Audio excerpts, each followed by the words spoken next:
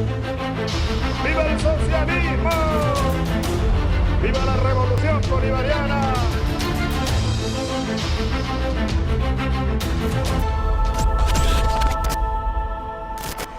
En el programa de hoy de Resumen Latinoamericano vamos a hablar de Palestina, porque recientemente en una conferencia que realizamos en el marco de Cátedras Bolivarianas, invitamos al secretario general de la Liga Argentina por los Derechos del Hombre, de aquí, de este país, José Ernesto Schulman, que estuvo recientemente en Palestina, invitado por la organización ADAMER, que es una organización vinculada a la defensa de los derechos humanos del pueblo palestino. Y él recorrió todos los territorios ocupados, pero también de allí, obviamente, trajo un informe, pero también nos habló de la situación del gobierno israelí y esa derecha, esa ultraderecha que acompaña a Benjamín Netanyahu. Vamos a escuchar entonces los fragmentos de esta conferencia que José Ernesto Schulman dio aquí en Buenos Aires.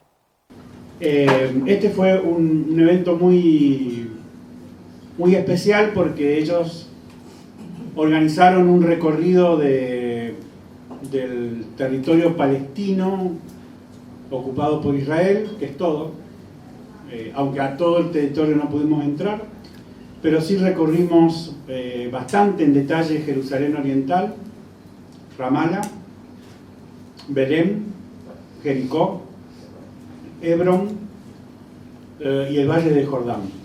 No pudimos entrar a Gaza porque está rigurosamente prohibido por el ejército israelí.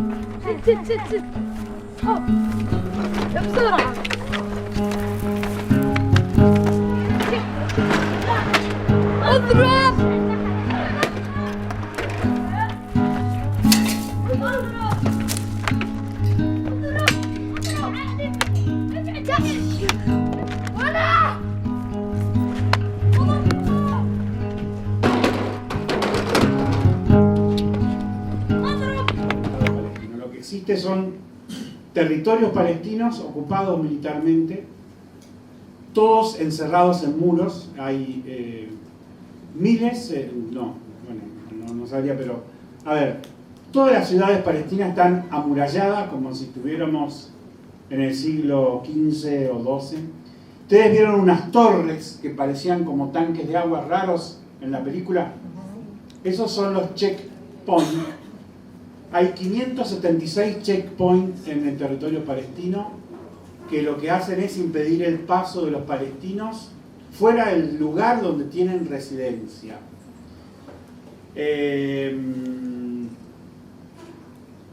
Hay una cantidad de palestinos que viven en Israel, fundamentalmente en Jerusalén Oriental. Lo primero que entendimos es que Israel es el único estado en el mundo que distingue entre ciudadanía y nacionalidad.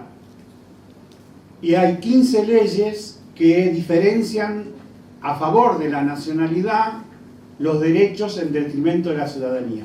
Los palestinos, que algunos llaman los palestinos del 48, porque son los que quedaron encerrados dentro de Israel, aunque finalmente fueron dominados en el 67, ¿no? En el 48, cuando se decidió formar dos estados, se decidió que Jerusalén iba a tener un estatus internacional, como originariamente fue Berlín después de la guerra. Eso nunca se cumplió. Israel invadió Jerusalén Occidental en el 48 e invadió Jerusalén Oriental en el 67. El 28% de Jerusalén es palestino, tienen la ciudadanía, pero no tienen la nacionalidad. Israel es el único país que decide que la nacionalidad se define por la religión. Y en realidad cualquier judío del mundo que vaya a vivir a Israel tiene la nacionalidad. No hay doble nacionalidad, o sea, no es que cualquier judío puede vivir en Argentina y pedir una nacionalidad a Israel, pero sí tiene derecho a llegar, y al llegar le dan la nacionalidad con los derechos diferenciados, ¿no? En 1948 Israel estableció una ley que declaró que todos aquellos palestinos, aunque ellos no lo llaman palestinos, que no estuvieran en su casa porque habían huido ante el ataque militar, eran declarados ausentes, y a todos los ausentes se les arrebata la casa. Lo loco es que si el palestino huyó para dentro de Israel y no para afuera, o sea, que si en vez de huir hacia Jordania huyó a Tel Aviv porque tenía un primo, permanece dentro de Israel, pero como no está en su casa lo declararon ausente presente y también le sacan la casa. Así son las palabras, no las estoy inventando. Es la ley del ausente y la ley del ausente presente. ¿Cuál es la estrategia central que rige al Estado de Israel? Es expulsar a todos los palestinos de la tierra. ¿Cómo desarrollan esa estrategia? Bueno, hay un periodo de guerra, hay periodos de guerra, hubo muchas guerras y hacía rato ahora que no estaban bombardeando, entonces ahora con el tema del atentado que hubo en Tel Aviv están incrementando las acciones militares. Con las acciones militares tratan de producir que sea insostenible la vida para los palestinos y huyan.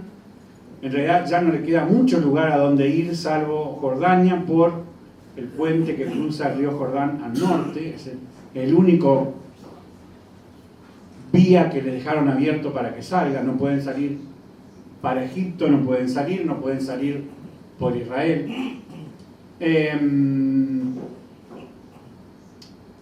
Todos los palestinos tienen su permiso de residencia, es decir, no tienen derecho a movilizarse libremente ni por el Estado de Israel, ni siquiera por el Estado palestino. Cada uno de ellos solo puede cruzar el checkpoint si tiene un documento expedido por la autoridad israelí que le permite ir puntualmente a algún lugar. En el mapa, si ustedes vieron, en un momento apareció Ramallah y Jerusalén, y parecía muy lejos. En realidad no, Ramallah es un barrio de Jerusalén, era un barrio de Jerusalén, y desde que la autoridad palestina lo utiliza como asiento de la autoridad, empezó a crecer, hoy es una ciudad de 22.000 habitantes. Hay un checkpoint entre Ramallah y Jerusalén, con lo cual ningún habitante palestino de Jerusalén puede ir a Ramallah porque su permiso de residencia no se lo permite, y ningún habitante de Ramallah puede ir a Jerusalén si no tiene el permiso para salir de ahí. Prácticamente todas las ciudades palestinas están rodeadas por muros, todas tienen checkpoint, y hay una política de arrasamiento de la vivienda, ¿no? Como ahí se contaron algunos ejemplos, pero hay otros. Israel va decretando la creación de parques naturales, muchísimos parques naturales, porque todo lo que queda dentro del parque natural puede ser demolido por la autoridad israelí y lo demuele. Israel puede decretar que el territorio afectado se destina a la práctica de tiro del ejército israelí y las casas se demuelen. O simplemente puede decir que por razones de seguridad ese territorio será afectado a las Fuerzas Armadas y demuelen. La otra política muy clara de dominación y de expulsión de los palestinos es la política del agua. Ustedes habrán visto alguna vez una película sobre Jesús, los 10 mandamientos, lo que sea. Está claro que estamos en una zona desértica, ¿no? Que tiene un río que es el Jordán, el valle del Jordán, y todo lo demás está rodeado por desiertos y zonas desérticas. Cuando uno recorre el territorio, sobre todo de Cisjordania, la manera de saber si una casa es palestina o es israelí es muy sencilla. Los palestinos tienen tanque de agua negro porque reciben agua 2 veces a la semana. Los israelíes no tienen tanque de agua porque tienen agua corriente y generalmente tienen un radiador solar de color blanco, que no es un tanque sino como una tableta grande, ¿no? un calefactor. Pero lo más asombroso es que las casas pueden estar una al lado de otra. No es que, en este caso estaba claro que la colonia tiene agua, porque tiene piscina, lo cual es un delirio en medio del desierto, tirar el agua para hacer una piscina, y los de la aldea no tienen agua porque la reciben 2 veces a la semana, ¿no? Que además se la cobran carísimo. El Valle de Jordán era históricamente la huerta del territorio palestino y de Israel. En 1967 había 130.000 productores agrarios palestinos, hoy quedan 40.000. En 1967 no había ningún productor agrario israelí, hoy hay 10.000. Lo han hecho por 2 maneras. Por un lado, creando estas colonias. A ver, el término colonia, que a mí me complicó la cabeza bastante, es un término internacional. Está arreglado la ocupación militar de un territorio por una potencia, por el segundo convenio de Ginebra. Ese convenio dice que si alguien ocupa militarmente un territorio, bueno, lo ocupa, si bien no es, no se le reconoce legalidad, bueno, de hecho lo ocupa, se le reconoce la condición de ocupante, pero eso no quiere decir que no tenga obligaciones, Están regladas esas obligaciones, y la primera obligación, como lo dijo al comienzo de la película la periodista, es que el ocupante solo puede construir en el territorio ocupado edificios militares. Obviamente puede construir una barraca para que duerman los soldados, puede construir un almacén para guardar las armas y podría construir una cárcel. Pero lo que no puede es construir absolutamente nada que no sea militar. Toda construcción que no sea militar se denomina en el lenguaje internacional una colonia. Y puede haber muy distinto tipo de colonia, que es lo que más nos asombró y aprendimos. Puede haber una colonia como esa que yo estuve, porque es la más grande de Israel, la que vieron, que son barrios que construyen en territorio palestino. Lo que nos contó en la película es cómo convencen a los israelíes para que vayan a hacer eso, que no es tan fácil. Incluso en el año 2010, 2008, 2010, la crisis golpeó a Israel y hubo movilizaciones populares importantes. Entonces lo que hizo el Estado es que a la misma gente que protestaba, porque no tenía trabajo, porque no le alcanzaba el sueldo, porque la vida era cara, las iba a buscar y le proponía que si iban a vivir a una colonia, les daban una vivienda con un crédito, con lo cual prácticamente le regalaban una casa y les dan trabajo en la misma colonia, ¿no? De esa manera consiguen ir conquistando que los israelíes pasen a ser ese rol tan nefasto de ocupante de una tierra de ellos. En el Valle de Jordán instalaron las colonias. ¿Y cómo hicieron para que se vayan los palestinos? Lo que hicieron fue robarle el agua, de la manera más desfachatada que se puede imaginar.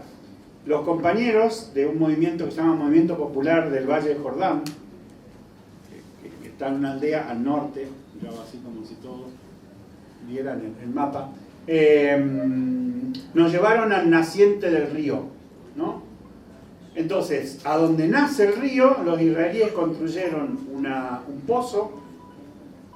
Los israelíes deciden qué ley rige a cada cual. Entonces, para los colonos rige una ley de Israel que permite hacer un pozo a 800 metros, pero para los palestinos rige una ley de Jordania que solo permite hacer un pozo a 100 metros. Y entonces, hacen el pozo a 800 metros con una poderosa bomba.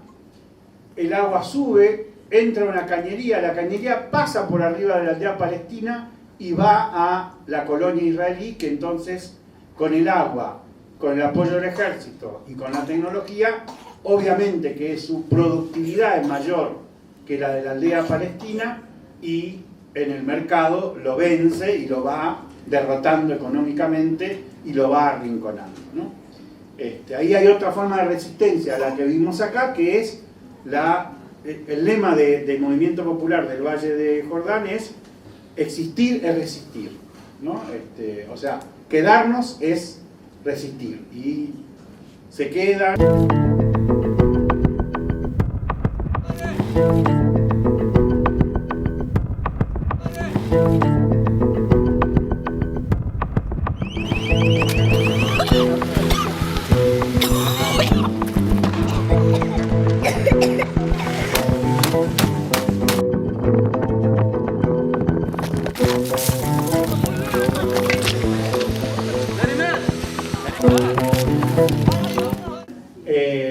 La inmensa mayoría de los enjuiciados, como en la película creo que se vio, es la piedra, ¿no? La piedra es el elemento de resistencia, ¿no? La piedra se puede tirar como parte de una protesta o como momento de desesperación. La pueden tirar los niños, la pueden tirar los grandes. Si la piedra no ocasiona ningún daño, el monto de la pena va de 2 a 5 años, o sea, por tirar una piedra que no le pega a nadie. Pero si rompe un vidrio de un auto militar, la pena puede ser de 20 años por tirar una piedra, ¿no? El juicio que nosotros vimos era un compañero de Hebrón. En la sala estaba el tribunal, que eran 3 militares, el fiscal, que era militar, y el abogado defensor, que era una compañera de Adamer, que bueno, lo que intentaba era bajar el monto de la pena, ¿no? A este compañero le dieron 2 años, uno ya lo había cumplido, pero además de los 2 años le impusieron una multa de 4.000 new shekel, que serían unos $1.000, más o menos. A grosso modo, new shekel es la moneda que rige en Israel y en Palestina, y más o menos es 4 por 1. $1.000 es mucha plata para un palestino, bastante, y si no la juntan rápido, entonces en vez de tener 1 año tendrá 2 o 3 o 4, ¿no? Yo ahora no lo tengo en la cabeza, lo tengo en los papeles. Eso, que parece una pavada, le permite al Estado de Israel prácticamente financiar todo el sistema penal con el cual castigan al pueblo palestino, ¿no? Es una sangría constante que le sacan porque tienen que juntar ese dinero, ¿no? Se calcula que desde 1948 hasta acá, el 40% de los palestinos varones ha estado preso. Es la proporción más alta en el mundo. Hoy hay unos 7.000 presos. Hay cárceles para israelíes y cárceles para palestinos. Porque nosotros preguntábamos, ¿hay cárcel para presos políticos? No. Simplemente que hay cárcel para palestinos, que son totalmente distintas a la cárcel para los israelíes. Hay 748 niños menores de 18 años presos. La Corte Suprema autorizó a que cualquier preso pueda ser interrogado durante 45 días. Eso quiere decir que durante 45 días el preso va a estar incomunicado, no podrá tener asistencia de abogado. La Corte Suprema autorizó a que no se filmen ni se graben los interrogatorios de los niños, con lo cual el 80% de los niños liberados han denunciado que fueron o amenazados, o violentados, o torturados. Los organismos de derechos humanos, y en eso ahí nombraron, ¿no? B'Tselem es un organismo judío, después vamos a explicar un poco más. tiene una estructura muy poderosa de observación y denuncia de la violación de los derechos humanos. Tiene 11 palestinos rentados en territorio palestino que organizan la recolección de la información. También, ¿no?, cosas que llaman mucho la atención. Un gran arma es distribuir celulares con video, ¿no? Vieron que la muchacha dice que le dice al soldado: estoy filmando para Betselem, ¿no? La inmensa mayoría de la documentación sobre la violación de los derechos humanos que el Estado de Israel hace en territorio palestino lo hace Betselem. Betselem ha identificado 100 técnicas de tortura. 100 técnicas de tortura. Nosotros estuvimos con un compañero que estuvo 17 años preso y le habían arrancado la cabellera. Digo, yo estuve secuestrado en un centro clandestino en La Cuarta, en Santa Fe, en el 77, y hace 10 años que estoy en los juicios. Les juro que nunca escuché que en la Argentina le arrancaran la cabellera a nadie. Acá se han hecho brutalidades como asesinar a Floreal Avellaneda por empalamiento. Bueno, no vamos a creo que todos saben lo que se ha hecho acá. ¿Cuál es la diferencia entre la tortura israelí y la argentina? Yo diría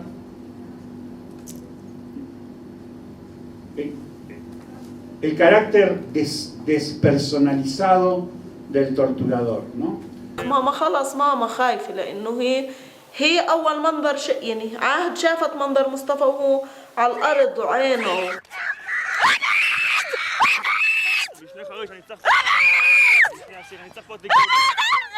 فكان كله يعني إشي كأنه كيف لعبة الأولاد الصغار هاي اللي بتخرخش وبتحط جواها، كان كل إشي حوالي كأنه بخرخش، مش فاهم، مش عارف شو اللي بصير. بليز بدي على السيارة، بدي على السيارة، بدي على السيارة، بدي على السيارة، بدي على السيارة، بدي على السيارة مع أخوي.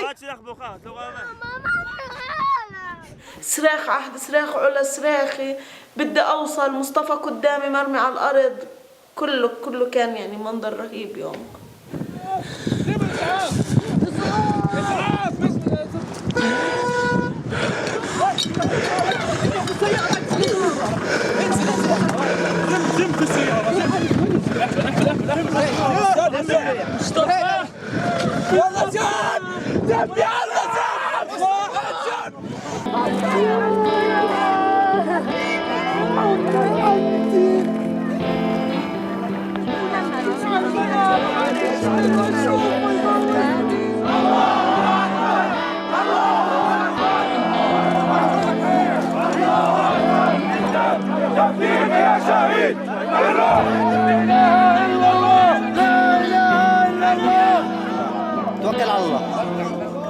Ustedes piensen que en la Argentina, con 30.000 desaparecidos, no sé si recuerdan a Tato Pavlovsky, él escribió una obra de teatro que se llamaba El Señor Galíndez. Y en El Señor Galíndez el torturador dice que ellos trabajan por radiación, porque han comprobado, porque por cada torturado hay 100 que se asustan, dice Galíndez. Y recuerden ustedes, 30.000 desaparecidos, 30 millones, ¿no? Esa era la proporción de los militares argentinos. Bueno, acá hay, la proporción no es esa, es la mitad de la población masculina ha estado presa, con lo cual no es uno cada 100, sino es toda la familia. Digo, es dificilísimo encontrar una familia que no haya tenido o que no tenga un preso o un conocido, con lo cual, bueno, íbamos de casa en casa, la gente muy amable, muy afectuosa, ¿no? Y en una de esas casas, lo último, un compañero que fue acusado de ser el jefe de la intifada, 15 años. Ahí estuvimos con su compañera y con sus hijos. Y también fue muy duro porque la niña de 16 años empezó a hablar, se puso a llorar y se fue. Y entonces la madre nos explicó que estaba todavía muy conmovida, por primera vez en 15 años le habían permitido una visita de contacto. O sea, durante 15 años la niña había crecido, la madre lo había llevado a ver al padre, que por supuesto había recorrido las 22 cárceles que hay en Israel, y nunca lo había podido tocar, porque todas las visitas eran con un vidrio y un micrófono y un teléfono, ¿no? Y se había sacado la segunda foto que ella tenía con su papá en la vida, porque el papá se había sacado cuando ella nació una foto de él con ella en brazos y no tenía otra foto. Se había sacado la foto pero no se la habían dado todavía, ¿no? No sabían si se le iba a dar o no. Y ahí incluso hubo como un debate familiar, ¿no?, entre la madre y el varón. Pues la madre decía que toda familia tenía que cuidarse para que cuando el padre salga estén sanos y vayan bien en los estudios, y que ella le decía al niño que no se metiera en líos, y el niño, que tenía 16 años, era grandote, alto, me parece a mí que no tenía ninguna decisión de no meterse en lío, todo lo contrario, uno lo veía, esto que se ve ahí, ¿no? Yo creo que hay una generación que de vuelta a los 15 años, ¿no?, que ya pasaron 15 años de la segunda intifada. Esta generación ha crecido así como decían los chicos, con el papá preso, con que le mataron a este, con que le mataron al otro. Y la humillación cotidiana, ustedes imagínense que todos los días tengan que pedir permiso para ir a la escuela, para ir a trabajar, que el soldado puede hacer lo que quiera, porque podés pasar 20 veces con el mismo documento y te dice que pasás, y un día se le ocurre que no pasás, y no pasás. Hay casos de mujeres embarazadas que murieron en el checkpoint porque no la dejaron pasar.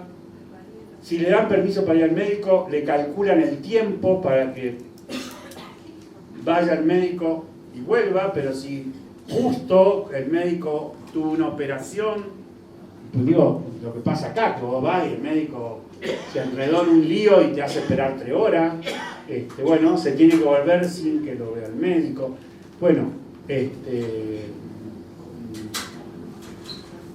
eso se va haciendo insoportable para todos, y bueno, yo creo que lo que nosotros sí podemos hacer es impedir que Argentina se convierta en un bastión de la política exterior del Estado de Israel.